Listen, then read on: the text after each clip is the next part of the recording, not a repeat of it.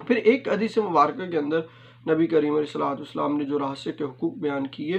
ان میں سے ایک حق یہ ہے کہ نبی کریم علیہ الصلوۃ والسلام نے فرمایا کہ جو کہ مسافر ہے، راستہ بھول گیا ہے، بھٹک گیا ہے، تو بھٹکے ہوئوں کو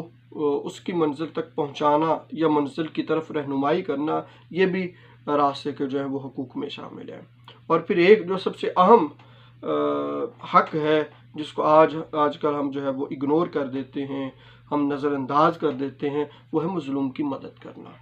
نبی کریم علیہ الصلوۃ والسلام نے اپنے صحابہ کرام کو فرمایا کہ میرے صحابہ، اگر تم نے راستے کے اندر بیٹھنا ہے تو بازار کے اندر یا راستے کے اندر اگر کسی کے اوپر ظلم ہو رہا ہے تو اس مظلوم کا ساتھ دینا اور ظالم کے خلاف کھڑے ہونا، ظالم کے خلاف بات کرنا، یہ راستے کے حقوق میں شامل ہے۔ لیکن یہ والا جو معاملہ ہے